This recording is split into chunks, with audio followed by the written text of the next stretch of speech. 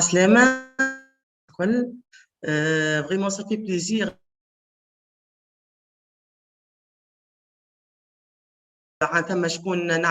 Qui sont intéressés, espérons vraiment qu'ils ont trouvé quand même la possibilité de s'inscrire et d'assister avec nous. Donc, comme vous venez de le dire, اليوم التدخل متاعي باش يكون على l'innovation. En fait, معناها على triangle innovation, chaîne de valeur et entrepreneuriat. Donc, ce sont trois concepts. احنا اليوم on va discuter un peu la liaison entre ces trois concepts et comment peut-on innover au sein d'une chaîne de valeur, comment ces innovations pourraient être des opportunités de création, d'entrepreneuriat pour les jeunes. Donc, si vous permettez, je vais partager directement avec vous l'écran.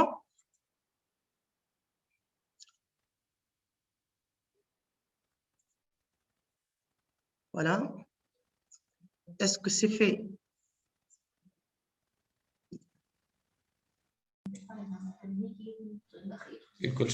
D'accord. Ok, d'accord. Donc, le modèle اليوم على l'innovation à l'appui de l'entrepreneuriat dans les chaînes de valeur agricoles et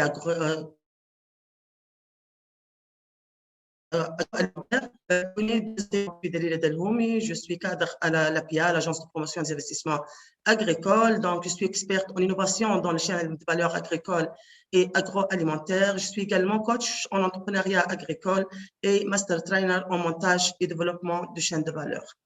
Donc, aujourd'hui, donc ensemble, d'ailleurs, c'est ma première expérience dans l'animation d'un atelier à distance et espérons qu'on va réussir donc cette belle expérience. Aujourd'hui, donc, on va entamer le sujet, donc, comme je venais de le dire, donc, de l'entrepreneuriat, l'innovation et la chaîne de valeur. On va commencer par répondre à une question: qu'est-ce qu'une chaîne de valeur? Par la suite, on va entamer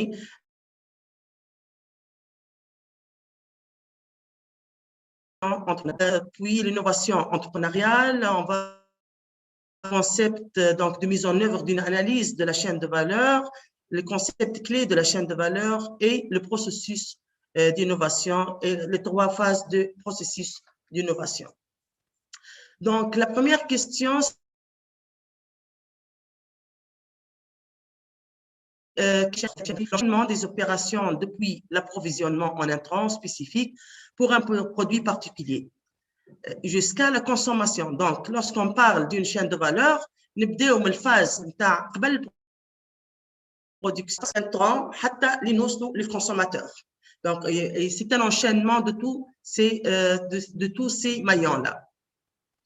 Ça, c'est important et par la suite, on va comprendre pourquoi nous devons comprendre qu'est-ce qu'une chaîne de valeur pour pouvoir continuer cet atelier. Pour la chaîne de valeur, donc, on a des acteurs, différents acteurs. Chacun des acteurs intervient à un niveau. Donc, on a les fournisseurs d'entrants, bien sûr, les producteurs et les centres logistiques et industriels, la transformation, les grossistes pour tout.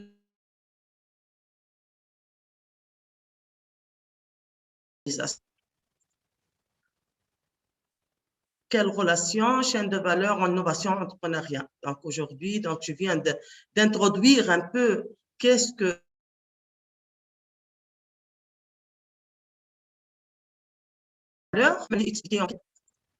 je vais expliquer cette relation entre les trois concepts. Donc en général, donc lorsqu'on parle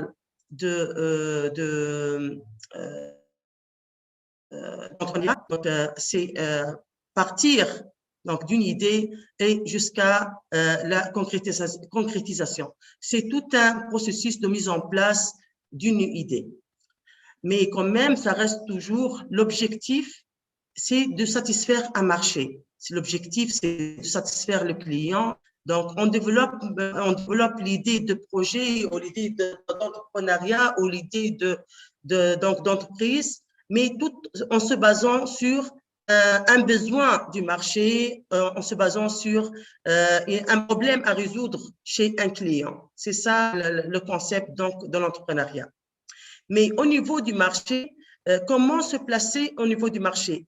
Quels sont les défis? Il y a principalement deux défis pour pouvoir se positionner sur un marché.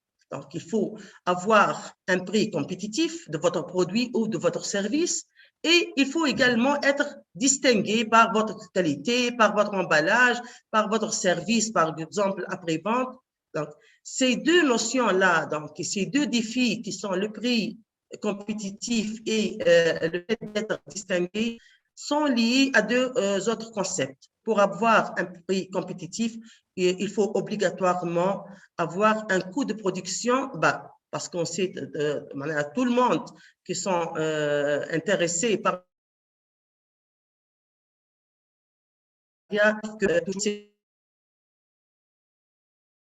le coût de production, le prix de vente. Et pour être distingué, donc, il faut travailler sur tout ce qui est qualité et emballage et présentation du produit sur le marché. Pour pouvoir remédier à ces deux défis-là, donc, on a besoin automatiquement de travailler sur la chaîne de valeur. Pourquoi? Si on voudrait, on ne peut pas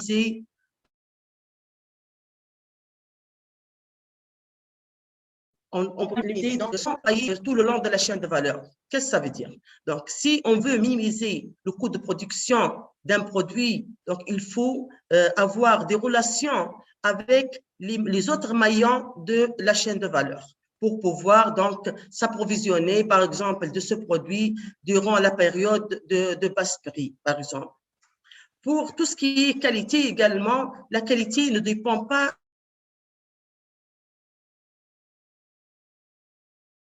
de l'entrepreneur. Donc, la qualité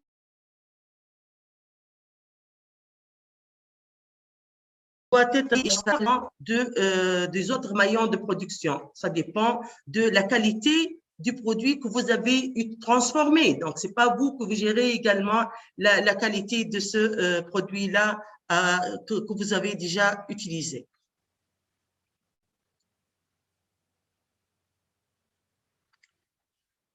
La question qui se pose pour un entrepreneur. Donc, on a deux genres d'entrepreneurs, ou bien de jeunes, soit quelqu'un qui a une idée et il ne sait pas comment faire, donc avec cette idée, par quoi commencer, ou bien on a quelqu'un qui a une idée de projet, mais il ne sait pas quoi faire avec cette idée de projet. Comment faire?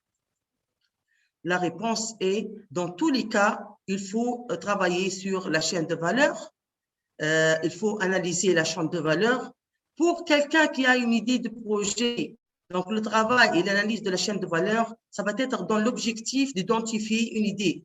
Pour quelqu'un qui n'a pas d'idée, donc le fait d'analyser une chaîne de valeur, il va pouvoir identifier une idée de projet. Pour quelqu'un qui a déjà une idée de projet, donc le fait d'analyser la chaîne de valeur, il va tester la faisabilité de cette idée. Ça va être expliqué dans le slide suivant. Voilà. Ici, donc, on a la chaîne de valeur avec les trois niveaux, le niveau micro, méso et macro.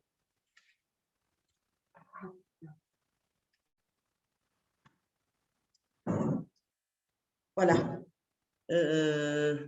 Donc, au niveau micro, on trouve les acteurs directs impliqués dans la chaîne de valeur.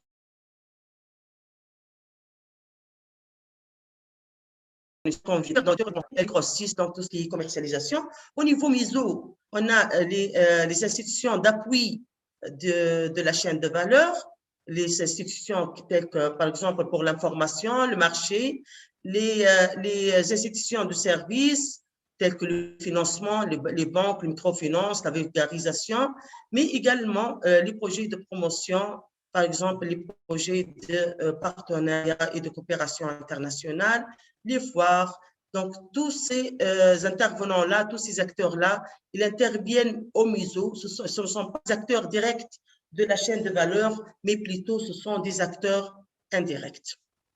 au niveau macro, on trouve la fonction qui favorise le climat des affaires, c'est vraiment le niveau macro, là où on a, c'est l'État qui intervient à ce niveau-là, donc dans tout ce qui est infrastructure, route, électricité, cadre légal, législation, alimentaire, foncière, cadre politique également, tout ce qui est stratégie des filières, stratégie du secteur agricole, secteur agroalimentaire. Voilà, je vais expliquer un peu l'intérêt de travailler et d'analyser cette chaîne de valeur. Et vraiment, je vais citer des exemples pour pouvoir expliquer.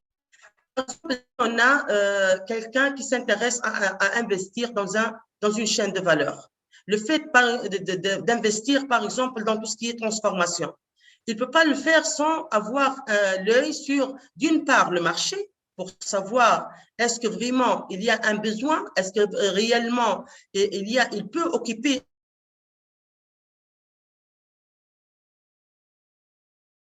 s'assurer que demain, il va trouver la production qu'il va l'utiliser pour la transformation. Sinon, vraiment, ça ne va pas aller.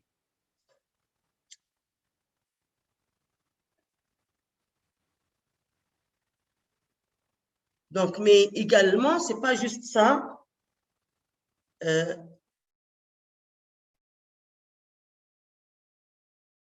Si j'ai un problème,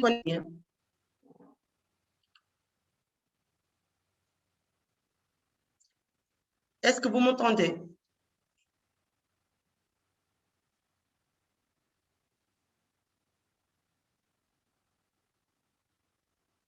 D'accord. Donc, pour une chaîne de valeur, donc le fait de développer un projet,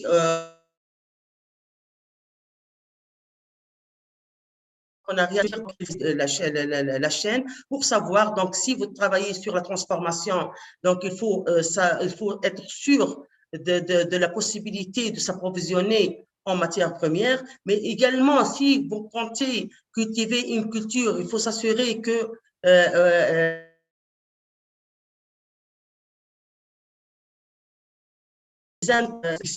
du point de vue proximité. Donc, ça influence directement la rentabilité et la viabilité de votre projet. Un projet parachuté, ça ne peut pas aller. Mais également, ça concerne les maillons directs de la chaîne de valeur. Mais pour les maillons indirects, par exemple, si vous êtes quelqu'un qui est innovant et vous êtes intéressé à une idée innovante, il faut obligatoirement analyser la chaîne de valeur, mais également analyser l'écosystème. Donc, tout ce qui tourne autour de la chaîne de valeur. Donc, ce sont les services d'appui, comme je viens de les citer, au niveau MISO, parce que demain, si vous travaillez sur une technologie, par exemple, vous aurez besoin de la main-d'œuvre. Donc, il faut s'assurer que c'est des main-d'œuvre qualifiées qui répondent à vos besoins. Donc, l'objectif de la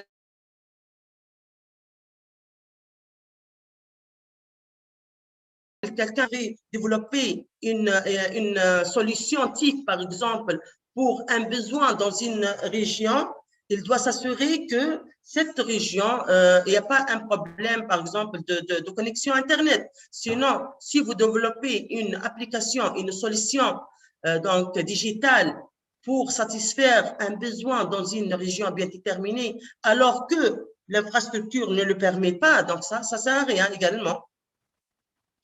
C'est pas, apparemment, j'ai un problème de connexion. Et...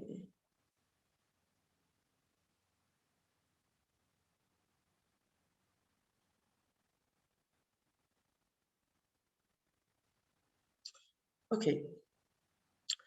Donc, j'ai rien reçu comme signal. Donc, voilà, je continue.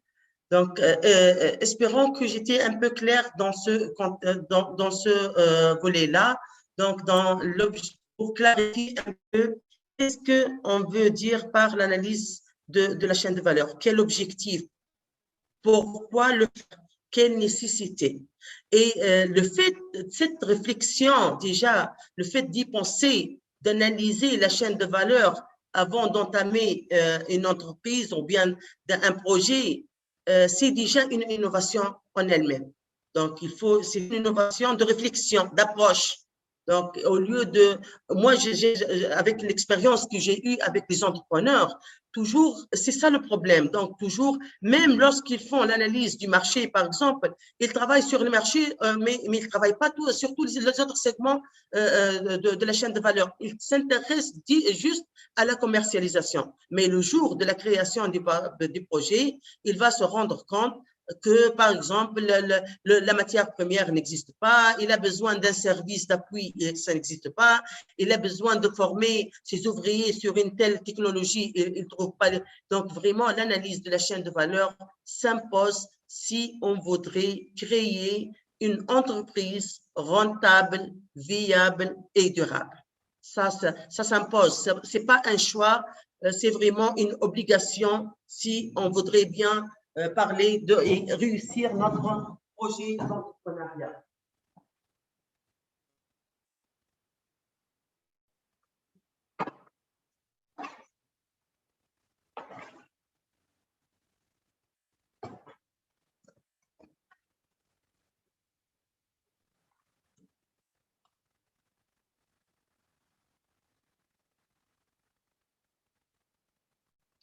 OK. Donc, juste ici, en train de vérifier la connexion Internet. Donc, je passe à la slide suivante.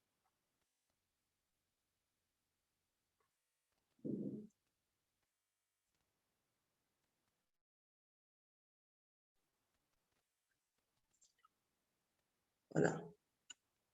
Donc, j'étais en train de parler de l'analyse de la chaîne de valeur, espérant que j'ai pu passer le message parce que pour moi, aujourd'hui, c'est un message clé.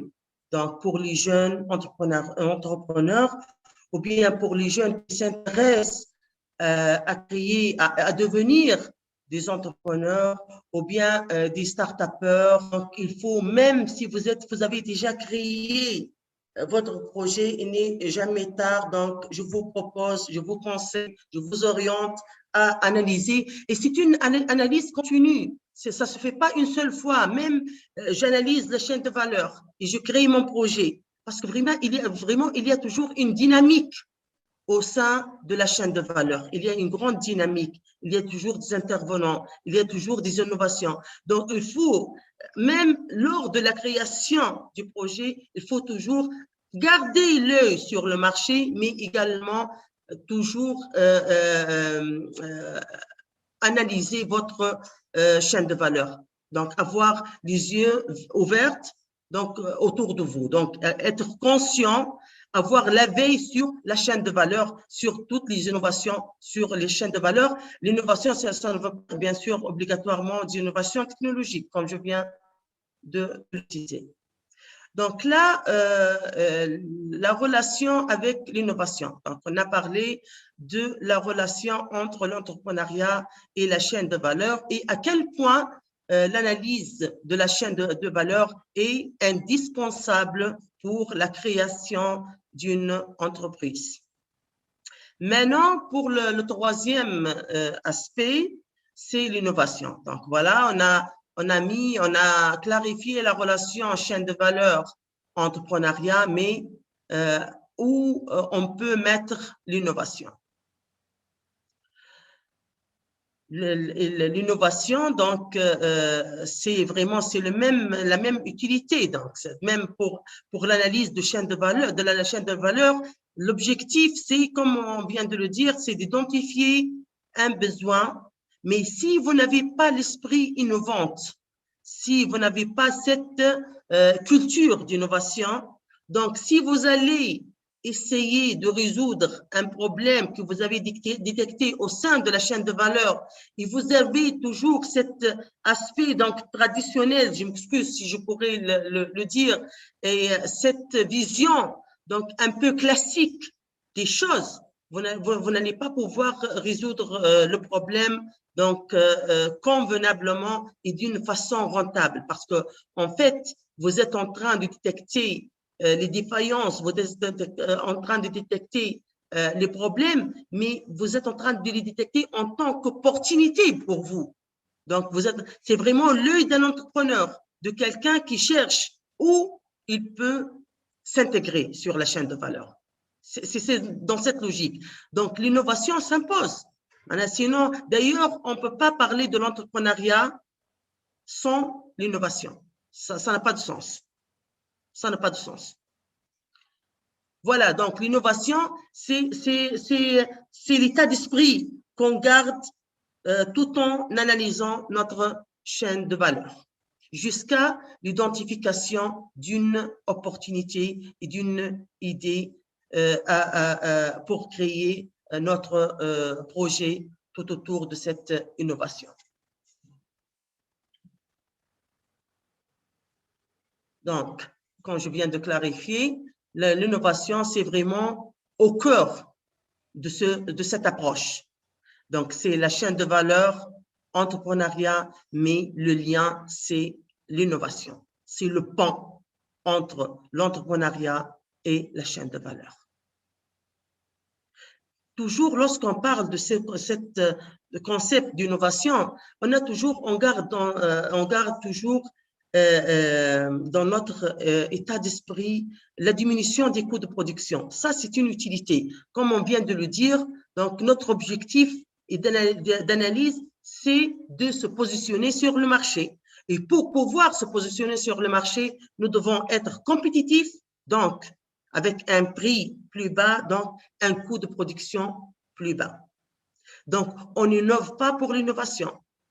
L'innovation, c'est un outil. Pour moi, c'est un outil pour réussir. C'est un outil pour trouver une place sur le marché. C'est un outil pour satisfaire mon client. C'est un outil pour améliorer ma productivité. C'est un outil pour trouver d'autres pistes de création de valeur. C'est ça. C'est cette logique-là. Donc, on n'innove pas pour l'innovation. C'est pas pour dire, voilà, moi, je suis jeune, je suis innovant, donc moi, je travaille que… Non, non, non. Il faut garder toujours dans la tête que c'est un outil parmi d'autres, mais l'objectif toujours, c'est vraiment de créer une entreprise rentable, viable, durable. Donc, l'innovation dont on parle maintenant, c'est l'innovation qui participe au processus de création de valeur. Mais également, on ne peut pas vraiment ne pas garder l'œil sur le côté environnemental. Donc, il y a des innovations qu'on est en train de promouvoir, qu'on est en train de développer. D'une part, c'est la création de valeur, oui, mais également la durabilité environnementale. Là, surtout pour nous, en tant que pays, donc la Tunisie, nous, on a un grand problème de ressources naturelles. On parle de l'eau, mais également, on a un problème de ressources en sol. On a la pauvreté du sol, donc c'est énorme. On a la dégradation du sol. On a les problèmes d'érosion. Donc, c'est un grand problème. Donc, le fait d'avoir ce focus environnement, préservation des ressources naturelles, ça, c'est ça où l'innovation pourrait jouer un grand rôle et pourrait être un outil donc, pour préserver nos ressources naturelles. L'innovation entrepreneuriale. Donc, j'insiste que l'innovation est un outil. Mais quel outil? De quel outil je parle? Est-ce que je parle obligatoirement d'un outil technologique? J'ai cité l'éthique, c'est vrai, donc tout ce qui est transformation digitale, c'est vrai, on n'est pas contre, bien sûr. Mais est-ce que c'est juste l'innovation technologique dont on parle? Non. On parle de l'innovation d'approche. Je viens de parler de l'approche, donc de créer une entreprise basée sur l'analyse de la chaîne de valeur, c'est une approche innovante. Le modèle d'affaires, on peut innover au niveau tout en gardant un même produit, mais j'innove au niveau de mon modèle d'affaires. J'innove, par exemple, au niveau des canaux de distribution. J'innove au niveau de la relation avec ma clientèle. Et il y a beaucoup d'exemples maintenant donc sur le terrain, en Tunisie, je parle. Donc, il y a des startups qui travaillent sur ce volet-là. Donc, j'innove également sur les méthodes de production. J'innove, c'est le TIC, bien sûr. D'ailleurs, lorsqu'on parle de l'innovation, toujours, c'est le TIC qui vient donc à la tête. J'innove sur tout ce qui est technologie de production, la mécanisation, l'innovation donc dans de nouveaux produits. L'innovation également dans l'organisation. L'organisation, là, vraiment, je voudrais bien signaler ce point pour les jeunes. Et moi, je suis en train de parler essentiellement, le cible pour moi, c'est le jeune et vraiment avec beaucoup d'émotion, hein, parce que je sais maintenant le problème de chômage, le problème, donc vraiment, il y a un grand problème donc, actuel. Et là, je m'adresse à ces jeunes-là. Moi, je parle de l'innovation organisationnelle. Je vous invite, s'il vous plaît, à s'organiser entre vous et créer des pôles de compétences. Pourquoi travailler indépendant? Même cette approche d'analyse de la filière ou bien l'analyse d'une chaîne de valeur, si vous êtes en groupe, vous allez pouvoir développer des idées innovantes. Si vous êtes en groupe, vous allez pouvoir faire un bon travail d'analyse de chaîne de valeur. Et c'est sûr, maintenant, vous posez la question, mais de quoi elle parle cette dame? Donc, analyse de chaîne de valeur, qu'est-ce que ça veut dire? Mais par la suite, je vais vous expliquer, je vais vous donner les outils d'analyse d'une chaîne de valeur. Mais ces outils-là, si vous êtes un groupe, un pôle, là où chacun de vous a une compétence, chacun de vous a une idée, vous pouvez vous entraider et vous pouvez réussir ensemble. Même, toujours, je sais que les jeunes parlent des problèmes de financement. Si vous travaillez en groupe, vous allez pouvoir développer un excellent modèle d'affaires. Et là, une banque, après tout, ce sont des investisseurs qui vendent de l'argent, ils travaillent sur l'argent. Donc, si vous pouvez les convaincre, il n'y a pas que les bailleurs de fonds, donc il y a d'autres intervenants. Par exemple, si vous travaillez sur une chaîne de valeur où il y a, par exemple, une grande industrie et vous êtes producteur, si vous pouvez analyser la chaîne et si vous pouvez identifier des techniques, des approches, des solutions qui pourraient aider cette usine à développer, à améliorer leur qualité, leur productivité, est-ce que vous pensez qu'ils ne vont pas acheter cette innovation? Au contraire, vous allez trouver tout l'appui. Donc, il faut travailler en groupe. Donc, le fait de s'organiser, c'est déjà une innovation. Il y a une autre forme d'organisation, c'est par exemple pour le volet commercialisation, la création de plateformes. D'ailleurs, maintenant, ça devient quand même une mode, donc ces plateformes de commercialisation. Donc, l'innovation entrepreneuriale, le message, c'est quoi pour ce slide?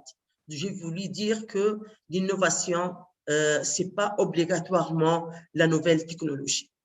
L'innovation, ça pourrait être un concept, ça pourrait être une approche, ça pourrait être un modèle d'affaires, ça pourrait être également TIC, ça pourrait être comment voir les choses, comment présenter les choses, comment canaliser, comment amener votre produit ou service chez votre client. Quelle relation, quel canal de distribution vous allez utiliser. Ce sont des idées innovantes. Vous pouvez innover à ce niveau-là. Parce que ce n'est pas vraiment, soit je fais une grande innovation technologique, soit non. Non, ce n'est pas évident. Et d'ailleurs, je vous invite à penser et à commencer petit. Si on a dans la tête de commencer grand et faire une grande entreprise et vraiment un grand business, je vous assure que ce n'est pas évident du tout. Voilà, donc je sais que vous êtes en train de poser la question de l'analyse des chaînes de valeur. Comment je vais faire? Peut-être cette dame-là, elle parle de choses, je pense que tout le monde a les mêmes connaissances, mais voilà, je vais vous donner quelques aspects sur l'analyse de la chaîne de valeur. Pour cette analyse, il faut des outils, bien évidemment. L'utilisation des sources secondaires, l'interview avec un formateur clé, questionnaire d'enquête, triangulaire des données. Donc, l'objectif, c'est quoi? Donc, c'est d'essayer de collecter les données par rapport à cette chaîne de valeur. Donc, vraiment, mais des données avec des sources diverses. Il ne faut pas se focaliser sur une seule source. Et d'ailleurs, donc, vous pouvez consulter les institutions de l'État à l'échelle régionale, donc, qui sont impliquées dans la chaîne de valeur sur laquelle vous voulez travailler. Donc, il y a des outils d'analyse et je sais que vous êtes connectés. Donc, il y a plusieurs modèles donc, et outils d'analyse. L'analyse des coûts, des avantages, la performance de la chaîne, les statistiques descriptives, les enquêtes de perception. Il y a pas mal d'outils pour pouvoir collecter des données et des informations par rapport à une chaîne de valeur. Les phases d'analyse. Normalement, 6 phases sont distinguées, mais on va essayer quand même de se concentrer sur les phases qui intéressent un jeune promoteur. Le premier point, c'est le point de départ, c'est déjà la sélection d'une chaîne de valeur. Il faut déjà sélectionner une chaîne. Par la suite, passer à la cartographie de la chaîne.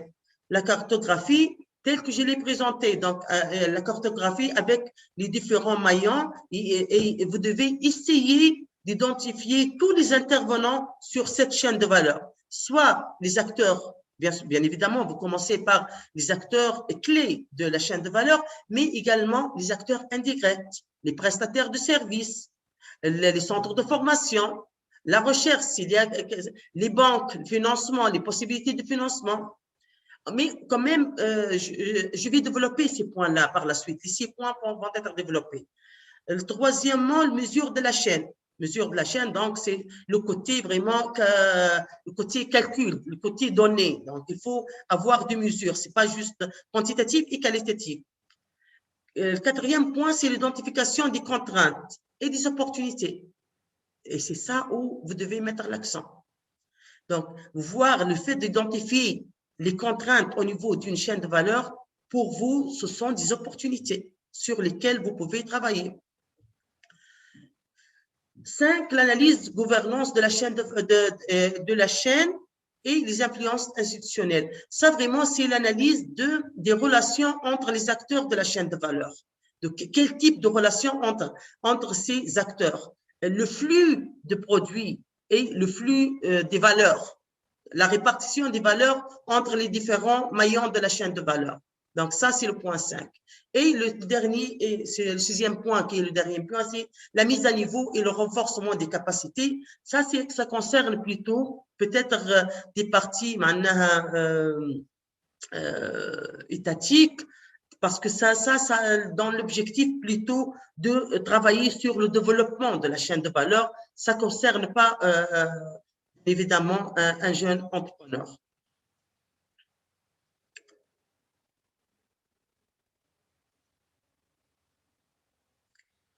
Donc, l'étape 1, comme je viens de le dire, c'est la sélection de la chaîne de valeur. Donc, vous sélectionnez bien sûr la chaîne de valeur là où il y a le potentiel. Et le potentiel, c'est lié à un problème, une défaillance. Et là, peut-être, je peux citer un exemple. Comment choisir? Qu'est-ce que ça veut dire un potentiel au niveau d'une chaîne de valeur? Par exemple, il y a une chaîne de valeur qui est nouvellement créée. Et là où il y a un problème de service. Donc, si ces gens-là ont besoin d'un service pointu, ils ne trouvent pas quelqu'un qui peut faire ce service ou qui peut rendre ce service-là. Donc, c'est là où vous pouvez saisir cette opportunité et intervenir. Il y a des zones où il y a une culture saisonnière une période où il y a une grande production. Et en ce moment-là, vous intervenez pour créer votre entreprise sur ce problème-là. Donc, trouver une solution. Et d'ailleurs, sur ce volet-là, j'ai invité avec moi aujourd'hui, et vraiment, je suis honorée d'avoir avec moi ma collègue et amie Soumaya, qui va vous parler par la suite d'une chaîne bien définie, chaîne de valeur bien définie, et là où elle a une très grande expérience, et je sais qu'elle va vous ajouter beaucoup d'idées.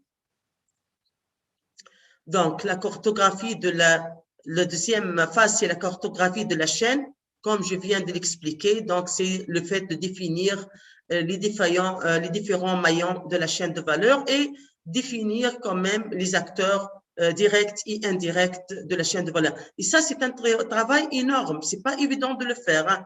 Et ça ne peut se faire qu'en groupe. Vous pouvez pas le faire une personne. Et ça demande beaucoup de contacts pour pouvoir identifier tous les intervenants dans cette chaîne de valeur. Vous devez travailler sur tous les maillons. Donc, qui est le prestataire de service, qui est le fournisseur d'intrants, où il s'est placé pour s'approvisionner, où il faut y aller, sur la transformation. Est-ce qu'il y a des usines de transformation? La commercialisation, est-ce qu'il y a un problème de marché? Est-ce qu'il y a un marché de proximité ou bien il faut une charge de plus pour se déplacer et vendre votre produit? Donc, beaucoup de points dans cette cartographie.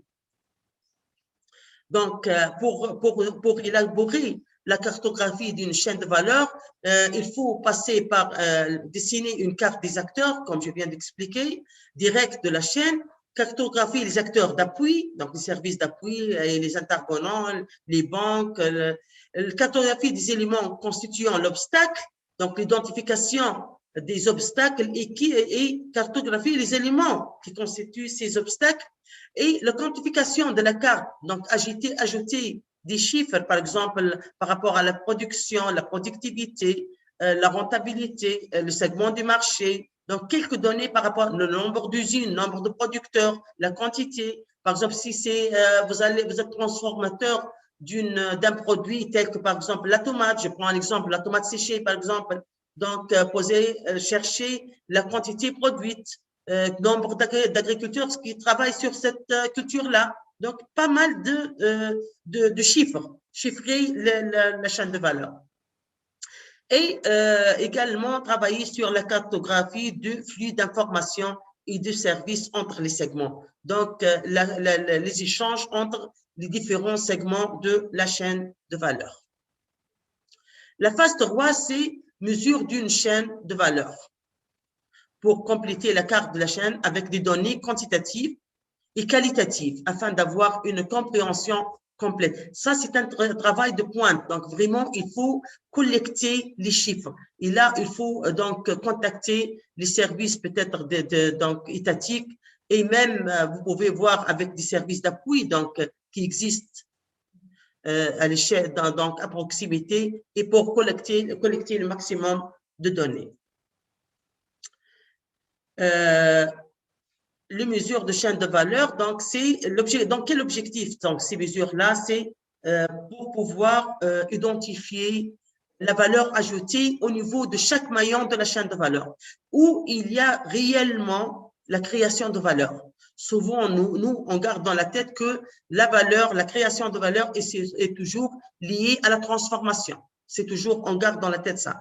Mais quand même, il faut travailler sur ce point-là et voir où est la création de valeur. La quatrième étape dans cette analyse, c'est l'identification des contraintes et des opportunités. Et c'est sur ce point-là où vous allez réellement garder votre esprit donc innovante dans cette phase d'analyse. Donc, lorsque vous regardez les contraintes, vous regardez avec un œil positif.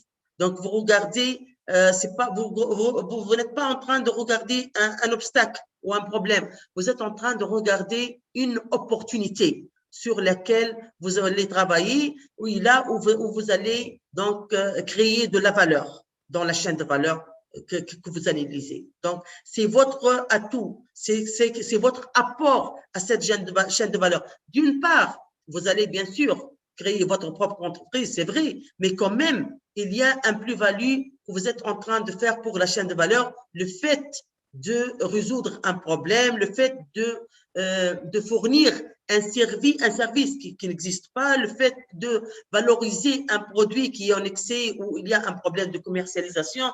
Donc, toute votre intervention ne peut apporter que de bien pour cette chaîne de valeur et renforcer la chaîne de valeur. Et là, vraiment, je voudrais signaler une chose et qui est intéressante. Si vous allez donc travailler sur la chaîne de valeur, ce point intéressant, c'est que si on parle de la chaîne de valeur, c'est vrai que chacun de nous va intervenir à son niveau. Moi, par exemple, j'appartiens à un service d'appui, je fais mon travail de mon côté. Vous êtes entrepreneur, vous allez travailler de votre côté. Mais la chaîne de valeur, la logique de la chaîne de valeur, c'est que on ne peut pas gagner, on ne peut pas réussir alors qu'il y a un autre maillon de la chaîne, une chaîne de valeur qui est défaillant. Jamais. Jamais. C'est pour cela la logique de chaîne de valeur, et c'est ça la différence entre chaîne de valeur et filière. Pour la chaîne de valeur, ça exige donc la répartition, le passage et le flux d'informations et même d'appui.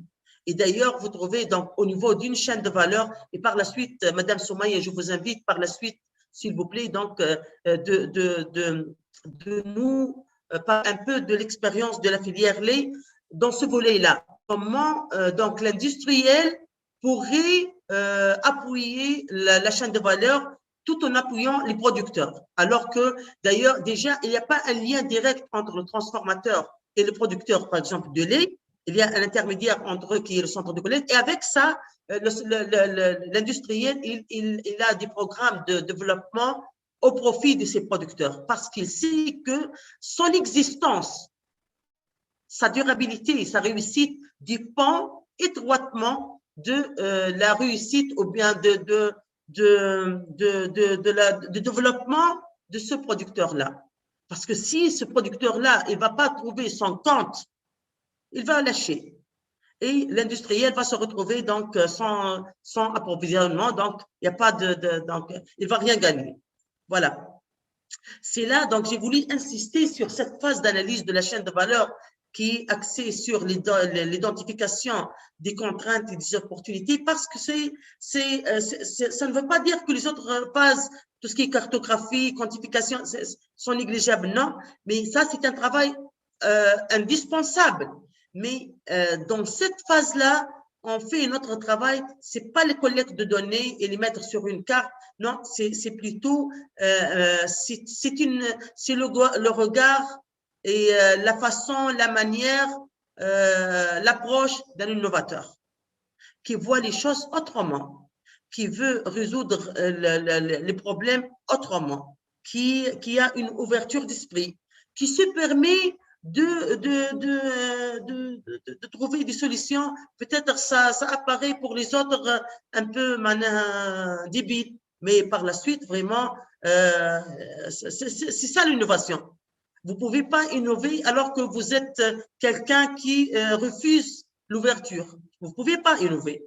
Donc, pour innover, déjà, vous devez garder cet esprit. Et là, moi, je suis contente parce que l'innovation, ça n'a aucune relation avec l'âge. C'est pourquoi j'insiste sur l'innovation, parce que je considère toujours que je suis concernée. Donc l'innovation, ce n'est pas juste les jeunes. Hein, voilà. Donc, même les moins jeunes, je dirais, donc, sont également concernés par l'innovation.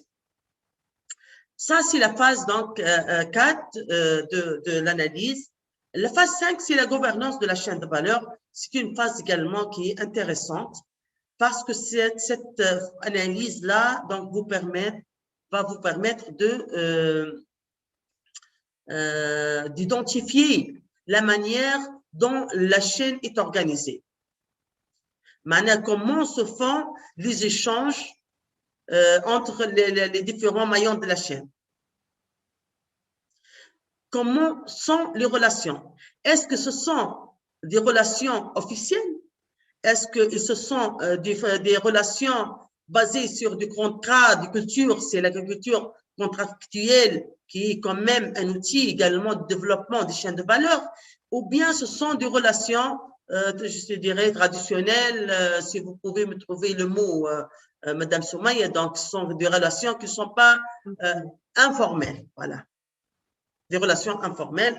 Et souvent, et ça, c'est un problème, je dirais. Donc, c'est vrai que nous, on a dans nos habitudes que c'est pas vraiment, on cherche pas toujours les contrats et les signatures, mais réellement, c'est quelque chose qui est indispensable.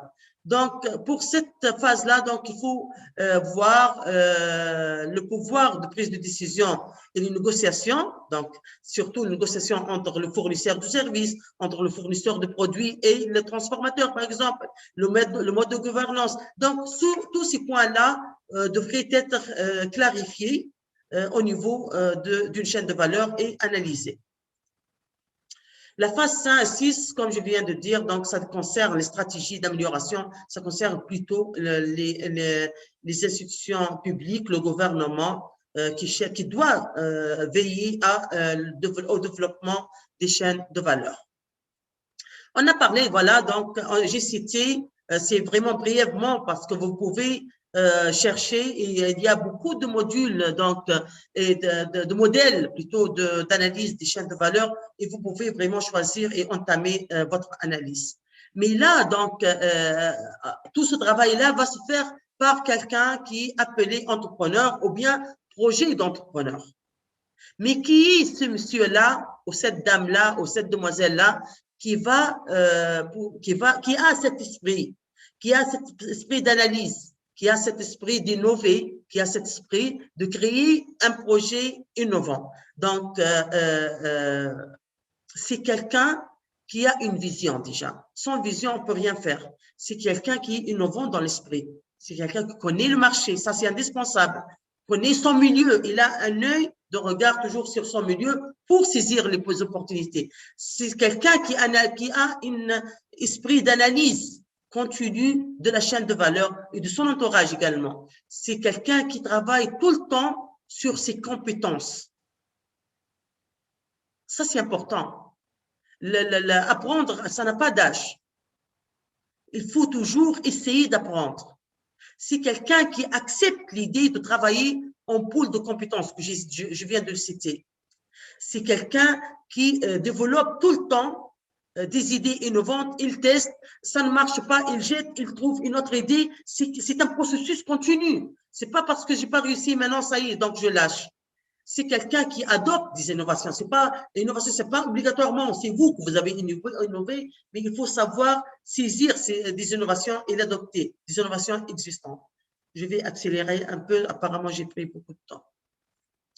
Et là, donc, j'ai voulu parler un peu de l'entrepreneuriat. Donc, on a parlé de l'entrepreneur, de l'innovation, mais cette notion d'entrepreneuriat en relation avec l'innovation, en relation avec les chaînes de valeur, mais c'est quoi l'entrepreneuriat?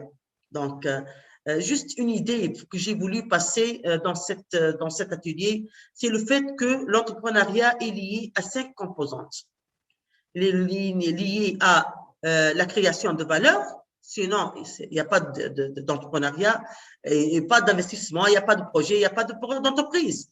L'entrepreneuriat est lié également à des opportunités, lié à la combinaison, la capacité de combiner les ressources et les compétences pour passer de l'idée à la concrétisation de l'idée. L'entrepreneuriat, c'est cette capacité de créer de nouvelles modèles d'organisation, mais également l'entrepreneuriat, c'est un processus d'innovation. S'il vous plaît, gardez dans la tête, gardez dans l'esprit que l'entrepreneuriat, c'est un processus d'innovation. On ne peut pas travailler ou parler de l'entrepreneuriat avec des modèles classiques. Donc, le processus d'innovation, c'est indispensable. C'est pour cela que j'ai choisi ce pilier de l'entrepreneuriat et je vais le développer dans 2-3 minutes. Donc, qu'est-ce que le processus d'innovation? Le processus d'innovation passe par 3 étapes. L'étape 1, la génération d'idées et sélection de l'idée de création. La génération ça vient de tout ce qu'on est en train de, tout ce qu'on a dit. Donc, c'est l'analyse de la chaîne de valeur, l'analyse de la phase de l'analyse où vous allez détecter les défaillances, donc, et d'identifier le besoin au niveau d'un maillon de la chaîne de valeur. C'est ça qu'on appelle l'élément déclencheur. Et la première phase, c'est la génération d'idées et sélection de l'idée de création. Deuxième phase de processus d'innovation, c'est l'évaluation et le développement de l'idée de création et le test de cette idée. C'est ce qu'on appelle la création de l'innovation. Déjà créer cette innovation qui va répondre à un besoin, qui va résoudre un problème. Il y a une troisième phase du processus de l'innovation, c'est la commercialisation. Ce n'est pas la commercialisation du produit, ce n'est pas la commercialisation d'un service, c'est la commercialisation de l'innovation. C'est la commercialisation de votre idée innovante. Comment? Donc, pour la phase 1, qui est la génération d'idées, l'entrepreneur doit avoir une vision de son environnement. On a déjà cité, donc, qui lui permet de chercher et de percevoir une occasion d'affaires. Ça, c'est indispensable. Ça, c'est indispensable. Et par la suite, il va trouver beaucoup d'idées, mais il va pouvoir sélectionner des idées de création. Quelles idées? Ce sont des idées qui, quand même, des idées qui sont faisables déjà. Faisables. Commençons par ça, comme critère de sélection. La deuxième phase, c'est la phase d'évaluation et de développement de l'idée de création. Ça, c'est la deuxième phase du processus d'innovation. On commence par l'idée. Déjà, on a sélectionné l'idée. Donc, il faut déterminer votre objectif, déterminer l'objectif à atteindre. Voilà l'idée. Mais où vous voulez arriver avec cette idée? Deuxièmement, développer votre business model. Sur cette idée, vous allez développer un business model. Quel modèle d'affaires vous allez avoir? Élaborer un business plan. Vérifier le plus-value de son innovation. Voilà, c'est bien, c'est une innovation. Mais quelle plus-value qu'elle va apporter? Et par la suite, créer un prototype de son innovation de produit. Ça, c'est la phase d'évaluation et développement de l'idée de création. Là, on peut dire, voilà, j'ai passé de la phase idéation, maintenant, plutôt, j'ai évalué et je peux dire que, voilà, j'ai une idée innovante et j'ai un prototype que je pourrais vendre demain. La troisième phase, effectivement, c'est la commercialisation de cette innovation. La commercialisation de l'innovation, ça veut dire le partage avec l'environnement d'affaires. L'environnement d'affaires dont on a parlé, ce sont les services d'appui. C'est votre entourage également, c'est votre famille. Peut-être c'est les personnes ou les acteurs clés sur la chaîne de valeur sur laquelle vous allez trouver. Vous pouvez partager votre modèle d'affaires, votre idée innovante. Donc, quel objectif? Là, vous allez avoir deux points. Donc, d'une part, vous allez calculer le potentiel de l'innovation. Est-ce que réellement c'est une innovation potentielle? Vous allez également générer de nouvelles connaissances. Alors, ce processus de travail sur votre innovation et le mettre et avoir des relations, des contacts, ça c'est un grand travail. Travailler sur la chaîne de valeur et analyser la chaîne de valeur, vous allez créer un portefeuille énorme. Vous allez avoir un réseau de relations énorme. Et ça, c'est important pour un entrepreneur. Donc, lorsque vous êtes en train d'analyser, vous êtes en train de travailler, il ne faut pas mettre l'objectif, je dois réussir. Oui, dans les deux cas, j'ai réussi. Donc, il y a deux volets, comme je l'ai mis. Donc, il y a le calcul du potentiel de l'innovation, mais également à ne pas négliger le fait de générer de nouvelles connaissances. Calculer le potentiel de l'innovation, ça va amener à deux trajets, si je peux dire. Soit le montage d'un projet autour de l'innovation, voilà, c'est testé, c'est bon, donc je vais monter mon projet sur cette innovation, soit vous allez jeter et tester une autre innovation. C'est un processus. C'est ça le processus d'innovation. On a testé, ça marche, oui, je vais monter mon projet. Ça ne marche pas, je jette et je recommence. Ce n'est pas la fin du monde. Et ça, l'esprit d'un entrepreneur. C'est pas quelqu'un qui va s'arrêter. Non, non. Je sais, déjà, dès que je suis sur ce processus d'innovation, je sais que je peux arriver. Et je peux arriver également. Je dis pas, je vais arriver avec cette idée ou je peux arriver avec une autre idée. Parce que j'ai déjà gagné de l'expérience suite à mon travail sur la première idée. La génération de nouvelles connaissances, en quoi ça peut servir pour un droit? C'est le développement des compétences innovatrices. Ça y est, vous êtes capable d'innover. Ça y est, vous avez donné preuve que vous êtes innovateur. Vous êtes capable de développer une idée innovatrice. Donc, je suis en train de parler de ce monsieur-là qui a testé, qui a essayé. Donc, ça devient un entrepreneur, même s'il n'a pas créé son entreprise. Il est un entrepreneur qui a fait preuve d'initiative et qui est capable de répondre aux attentes d'un marché. Il sait comment saisir l'opportunité. Il sait comment analyser une chaîne de valeur. Il sait comment développer une idée innovante. Donc, je ne vais pas tarder sur ces notions-là parce que sinon, je vais dépasser peut-être le temps que je dois ne pas dépasser. Donc, voilà. Donc, juste, je vais quand même citer ces points.